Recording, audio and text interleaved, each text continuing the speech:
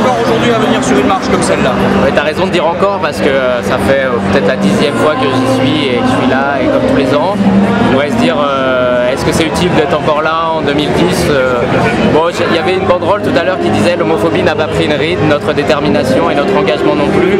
En gros c'est un peu ça quoi, c'est que bah, hélas l'homophobie est là, les violences homophobes, lesbophobes, transphobes sont là. Je sais pas s'il y en a plus qu'avant, en tout cas comme elles sont plus médiatisées, plus rapportées, elles sont plus visibles et quand même il y a eu beaucoup de cas cette année, y compris avec mort d'homme. Tant qu'il n'y aura pas l'égalité, je crois qu'il faut continuer à se battre. Le but c'est que homo, hétéro soient égaux. Aujourd'hui le mariage, l'homoparentalité sont pas reconnus dans notre pays, donc tant qu'il y aura ça, il faudra marcher, puis peut-être même après, parce qu'il n'y a jamais de progrès qui sont là pour toujours. Donc je crois qu'il faut toujours se battre et cette marche c'est à la fois une marche festive mais c'est une marche revendicative et une marche revendicative tout simplement pour l'égalité, ce que les homosexuels veulent être des citoyens comme les autres, pas plus, pas moins. Un char qui ne soit pas celui du personnel mais notre char, celui de la région dans lequel il y a des élus du personnel, parce que nous voulons montrer que l'institution est à l'appui de cette bataille contre la discrimination et c'est dans le droit fil de notre charte contre la discrimination qu'on a signé et voté il y a quelques années. Qu'est-ce qui motive un militant comme toi, encore aujourd'hui, à prendre la parole dans une telle manifestation? Toujours la même chose, le fait d'être au service, d'assurer effectivement la présidence de la coordination. C'est la structure qui fédère l'ensemble des marches. Il n'y a pas qu'une seule marche en France, il y en a 16 très exactement officielles. Et donc on participe aussi à celle-ci en mettant nos capacités les uns et les autres au service de la marche de Paris. Donc il y a besoin de quelqu'un pour animer les prises de parole et l'octroi tout à l'heure. Là on va demander des sous un peu pour assurer le financement de la marche. Alors nous on est là pour ça, pour être à ce service-là.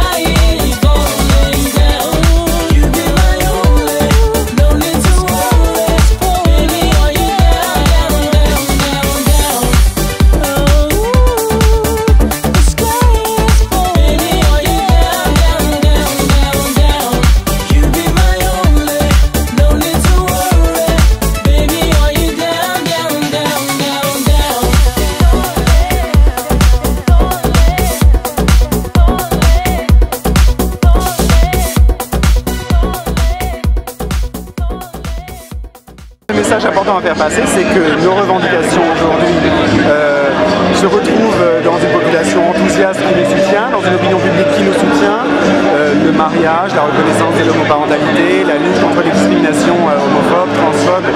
Aujourd'hui, une majorité soutient ces revendications-là et pourtant le gouvernement n'entend pas. Donc on est là chaque année pour répéter les choses aux institutions qui n'entendent pas les attentes des associations. C'est un bon signe pour nous d'avoir beaucoup de monde derrière les chars et derrière les associations. Parce que ça prouve qu'on n'est pas seul à rêver de l'impossible, on est juste là à revendiquer, à porter un mouvement social, à dire qu'ailleurs, en Espagne, au Portugal, en Belgique, ça s'est fait et qu'on attend le moment où ça se fera en France. Tout a basculé effectivement en 98-99 avec le débat sur le Pax, parce que c'était pas seulement un débat parlementaire, c'est devenu un débat public qui a traversé la société.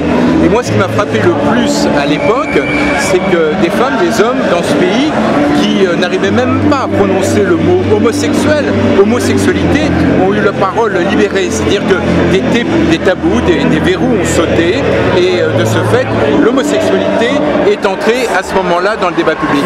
Donc c'est pour ça que j'ai tendance à considérer qu'il y a eu l'avant-Pax et l'après-Pax. L'égalité des droits est encore un objectif à atteindre, même si on a beaucoup avancé ces dernières années. Et donc à l'Assemblée nationale, je resterai mobilisé sur les problématiques qui sont pour moi très actuel et pour lequel il faut modifier la loi, où il y a encore des conquêtes à obtenir, je veux parler de l'homoparentalité. Non seulement l'adoption, mais le fait que les couples homosexuels, les homosexuels puissent avoir accès à la procréation médicalement assistée, et même j'ose le dire, parce que je suis encore très minoritaire, mais après tout sur le Pacs, j'ai commencé là aussi à l'Assemblée nationale comme étant très minoritaire, et on a fini par être majoritaire, la gestation pour autrui. C'est-à-dire que je veux que les lesbiennes, les gays, s'ils veulent avoir des enfants, s'ils veulent fonder une famille, via l'adoption, via la procréation médicalement assistée, via les gestations pour autrui, puissent avoir ce droit à l'enfant qui est accordé aujourd'hui aux couples hétéros. C'est la valeur toute symbolique d'une manifestation qui a maintenant plus de 30 ans d'âge et qui prend encore tout son sens dans la mesure où rien n'est jamais acquis et que notre présence en masse sur une manifestation comme ça de cette ampleur prouve encore la solidarité d'une communauté qui a besoin toujours d'afficher sa force et son unité au regard de tous les pouvoirs publics vis-à-vis desquels on est encore en droit de réclamer des choses. Et puis pour moi c'est quand même un grand moment de venir, même si je viens pas tous les ans, parce que je retrouve des quantités de copains, de copines, plein d'années d'histoire. Alors ça fait un effet parfois extraordinaire de retrouver les gens plus âgés, vivant autre chose.